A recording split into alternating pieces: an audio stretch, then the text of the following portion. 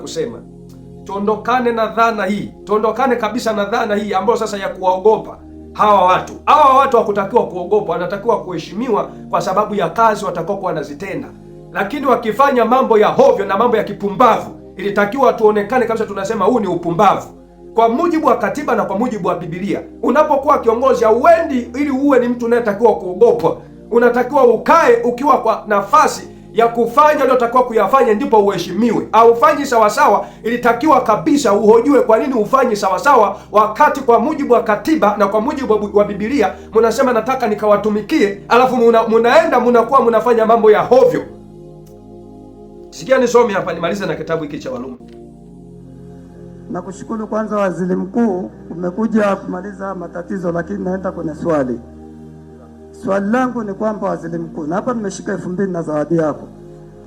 Swali langu ni kwamba ni lini serikali itamaliza tatizo ambalo linachukua miaka 40?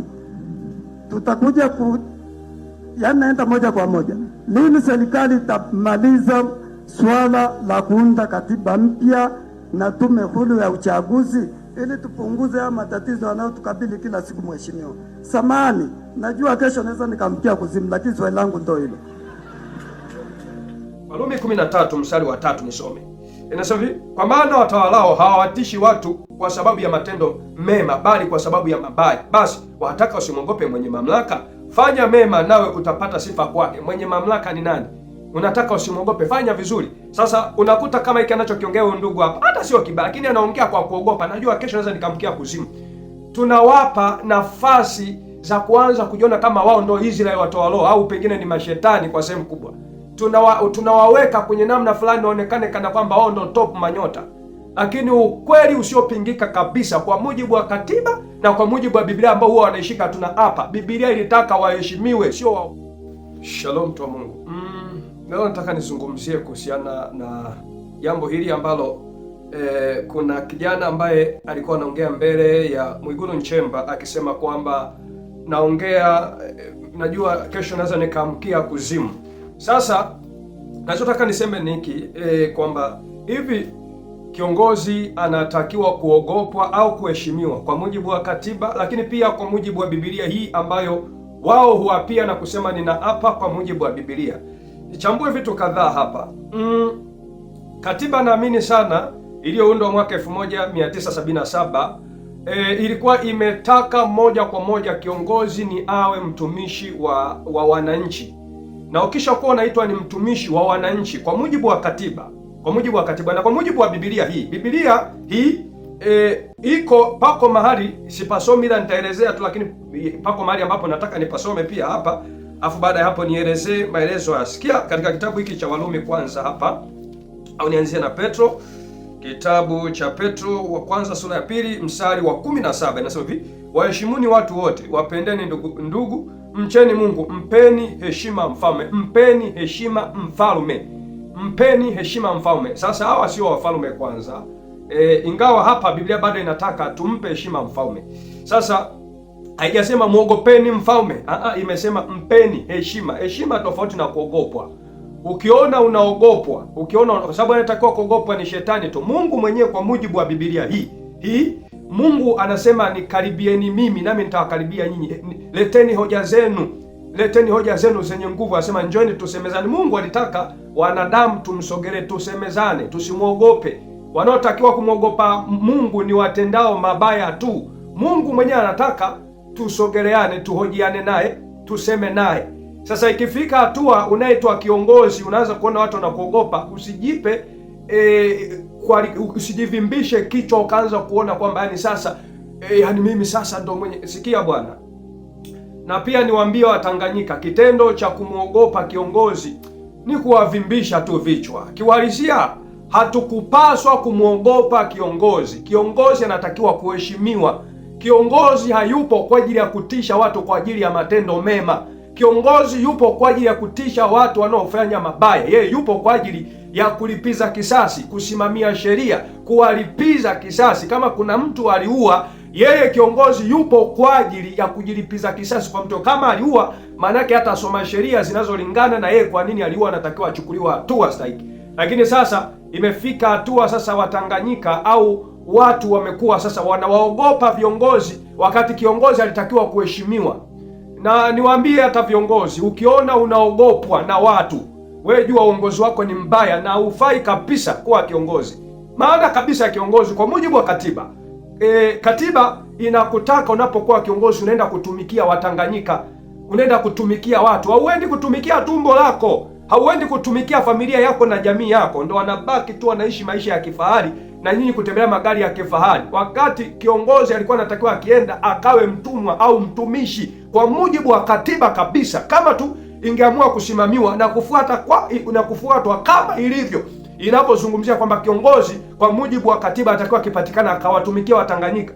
Ila sasa hivi kilichopo na kinachoshangaza sana sasa hivi, ukishakuwa kiongozi wewe unakuwa kama mfalme, unakuwa kama lidudu, kama lishetani, unatakiwa tu uogopwe na mtafu. Kwenye karne hii ya 20, mimi nasema hivi, muondoke kabisa na dhana hii. Karne ya 20 hii, karne ya majenzi, ni vigumu sana kuwatawala watu kwa ujinga, kwa kutawala kibabe, ni vigumu. Nawahakikishieni, kama mjui, waona kama kijana anasema naongea tunajua kesho naweza nikamkia kuzimu, mtu huyo ni wazi naonyesha ashajikatia tamaa. Yuko tayari akutane na lolote, yuko tayari akutane na ugumu wowote, yuko tayari akutwe na lolote, kwa sababu najaribu kutofautisha sasa hivi na kipindi kile cha karne ya wazee wetu huko, ambapo unakuta wazee wetu wenyewe walikuwa wakipewa vitenge, wakipewa t-shirt, wakipewa kofia, basi unakuta wakienda kama kwa mkoa wetu wa Dodoma, kwa sababu unakuta wako wanazungumzia mechi dede tu, yani akienda pale ni kupiga tu tiki, na hata kujua kwamba, kwa sababu ukweli usiopingika, sisi au Watanganyika wananchi hatukutakiwa kuomba chochote kutoka kwa kiongozi. Kiongozi upo kwa ajili ya kuvisimamia vitufikie. Hatukutakiwa utuahidi chochote, sio nitaleta maji, si ulete maji, wewe una hela zako. Vitu hivi vyote si maji, si umeme, hivi ni kwa mujibu wa katiba, lakini kwa namna ambavyo wenzetu mataifa mengine wanavyoendesha, na kwa mujibu kabisa ya maana ya kuitwa kiongozi. Wewe unatakiwa kwenda kuvisimamia, vitoshee jamii. Kama ni madawa, iwe ni kitu cha uhakika hospitalini. Lakini sasa hivi inashangaza sana, hata na wakati mwingine naponaga kina Mwandambo wanasimama, nimeona waziri si Mchengerwa amenani sasa hivi kuna bima ya afya watu 6, nampongeza. Hivi kweli yalitakiwa kupongezwa? Si umefanya umeme, si nanyewe pongezi ya nini? Kwa ajili ya nini? Wewe pale uendi kutumia pesa zako. Hebu tungefanya hivi, viongozi wawe kila kitu pesa wanatumia za kwao, kutembelea si kwenye taasisi mbalimbali, kwenda kusimamia mambo mbalimbali, wasimamie tu kwa gharama zao. Kila kitu kio kwa gharama zao wao wenyewe, ndio tungewapongeza. Lakini wewe angalia, tuna rasilimali, tuna mbuga za wanyama, tuna mlima Kilimanjaro ambao ni nembo ya taifa. Ukija tu taifa letu hili la Tanzania, hili Tanganyika hili ni la pili kuhusiana na masuala ya utalii, ukitoka Brazil, si ndio tunafuata. Lakini tunaoishi humu ndani ya nchi wenyewe ni vituko. Unakuta mabinti wako mabarabarani watajiuza, si vikundi vya panyarodi, wizi, utapeli kila kona, watu wanachomwa moto kwa sababu ya wizi. Unakuja unaona hii ni usimamizi mbovu wa rasilimali. Lakini kama tungepata msimamizi mzuri ambaye alitakiwa zisimamia, sababu wewe uendi uanze kila unachokifanya tukupongeze. Wewe ufanyi kwa gharama zako. Hizi ni yaani, kwanza kwa mfano si magesi sasa hivi bei juu, madawa bei juu ya hospitalini. Sasa hivi hospitalini watu wanakufa tu. Yaani sasa hivi kama ni mwana Dubai mwenyewe azungumzia kuhusiana na vifaa tunavyotumia vya vipimo, wanasema ni used kwetu. Yaani kila kitu kwa nchi zetu hizi. Gesi tunazo ndani ya nchi. Tuna madini ambayo mengine Tanzanite yanapatikana Tanzania tu. Tuna almasi, tuna dhahabu. Sisi ndo kila kitu tunakuja sasa tunashukuru, tunaomba. Sisi. Mimi nasema kuna wakati tutakuwa mfike hatua mjue kwamba watu washaamka.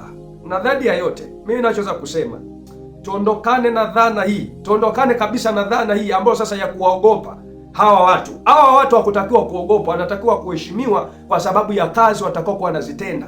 Lakini wakifanya mambo ya hovyo na mambo ya kipumbavu, ilitakiwa tuonekane kabisa tunasema huu ni upumbavu. Kwa mujibu wa katiba na kwa mujibu wa Biblia, unapokuwa kiongozi hauendi ili uwe ni mtu unayetakiwa kuogopwa.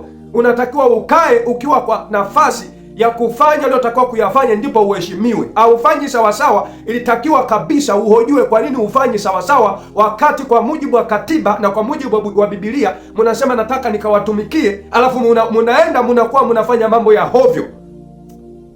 Sikia nisome hapa nimalize na kitabu hiki cha Warumi. Warumi 13 mstari wa 3 nisome. Inasema hivi, kwa maana watawalao hawawatishi watu kwa sababu ya matendo mema, bali kwa sababu ya mabaya. Basi wataka usimwogope mwenye mamlaka, fanya mema nawe utapata sifa kwake. Mwenye mamlaka ni nani? Unataka usimwogope, fanya vizuri. Sasa unakuta kama hiki anachokiongea huyu ndugu hapa, hata sio kibaya, lakini anaongea kwa kuogopa. Najua kesho naweza nikamkia kuzimu. Tunawapa nafasi za kuanza kujiona kama wao ndio Israeli watawalao, au pengine ni mashetani kwa sehemu kubwa. Tunawaweka kwenye namna fulani waonekane kana kwamba wao ndio top manyota, lakini ukweli usiopingika kabisa kwa mujibu wa katiba na kwa mujibu wa Biblia ambao huwa wanaishika hapa, Biblia ilitaka waheshimiwe, sio waogopwe. Na niwaambie viongozi mnaojiita viongozi, ukiona watu wanaanza kuogopa, sababu sasa mpofikia kwa hatua hii, imefika hatua sasa wanaanza kuona watu nyinyi ni zaidi ya mashetani. Imefika hatua watu wanaanza kuwaona nyinyi yani ni viumbe mnaotakiwa muogope, kwa sababu kwa vyovyote vile naonaga hata kina Emmanuel Nchimba anasema nikionaga kwenye chama chetu nikiona kwenye chama chetu wameongea vijana mambo ya ovyo, walipoongea gale si hatu kuwapoteza polisi msotafu, nasema mimi waga nikiona vitu hivyo nakemea.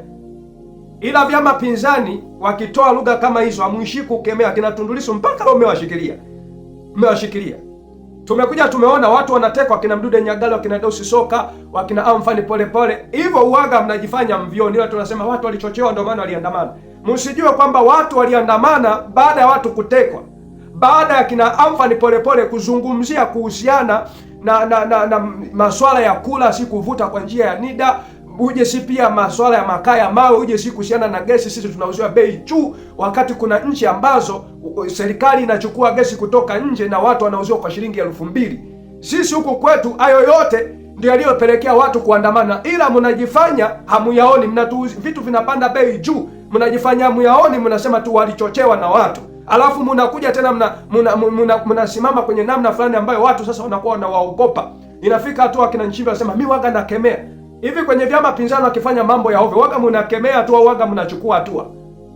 Alafu ifike hatua na niwahakikishia hamkutakiwa nyinyi kuogopwa. Nyinyi mlitakiwa kuheshimiwa wala si kuogopwa. Hii ndio inavyotakiwa kwa mujibu wa katiba na kwa mujibu wa Biblia mnayoapia. Biblia ilitaka tuwaheshimu. Tukifanya vibaya ndio tutakuwa tuwaogope. Lakini kama tunashinikiza haki, tunashinikiza usawa, hatukutakiwa kabisa kuwaogopa, tulitakiwa kuwaheshimu kwa mujibu wa katiba. Mimi naonya kama mtu wa Mungu, na niwaambie kwenye karne hii ambayo sasa yatakuwa yanafanyika mambo ya hovyo. Najua sasa hivi masuala ya utekaji pengine yamekosa nguvu, ila nawahakikishieni kwa karne hii ya majenzi na kwa karne hii Mungu kuna kitu atafanya. Tuondokane kabisa na ujinga na upumbavu ambao siku nyingi tumekaliwa nao. Hii sio karne ya kupewa t-shirt afu ndugu zetu wao wanatekwa na tunasikia aliyeniteka ni Mafwele, amchukia hatua zozote afu nasema sisi hatuhusiki. Wakina Mdude Nyagali, si inasemekana haya, kwa nini tu unasema tuna intelijensia kubwa? Hiyo intelijensia kubwa imeishia tu kwenye Chadema wakiwa kwa mahakamani, sema tuna intelijensia kubwa nataka kufanya fujo. Hiyo intelijensia imeishia tu hapo. Ila mpaka leo kitendo cha kusema mna intelijensia kubwa wakati kuna ndugu zetu wameteka, wakina Amfani Polepole, wakina Mdude Nyagali, wakina Deusi Soka, wakina Injili Geuzayo na wengine kibao, mpaka leo. Hata kama unakuja unasema hata kipindi fulani walitekwa, hayo maswala hayo ifike hatua hatuyataki sasa, yakomeshwa, kwa sababu kitendo cha kuishia tu kwamba na kipindi fulani kwa natekwa mwisho yote. Kwa hiyo tuseme ndo maisha ndio yabaki kuwa hivyo? Hapana bwana, tushatoka kwenye ujinga huo, tuko karne nyingine kabisa hiyo. Wanaotakiwa kuogopa ni wezi, wanaotakiwa kuogopa ni watekaji, wanaotakiwa kuogopa nyinyi ni watu wanaotenda vibaya, wala rushwa na watendao mabaya. Lakini sisi tulitakiwa kuwaheshimu tu, kama tena mkifanya vizuri. Mkifanya upumbavu tunasema huu ni upumbavu. Niishie kwa kusema ni sauti ya mtoto wa mtu aliyekutoka nyikani, anasema itengenezeni njia ya Bwana, yanyosheni mapito yake. Heri mtu yule afaye katika Bwana tangu sasa, apate kutimiza wajibu wake. Tazama Mungu mhukumu wa haki wa kila mtu yuaja na malipo. Na hii ndiyo maana ya neno Maranatha. Amen. Asante na hongera kwa kunisikiliza.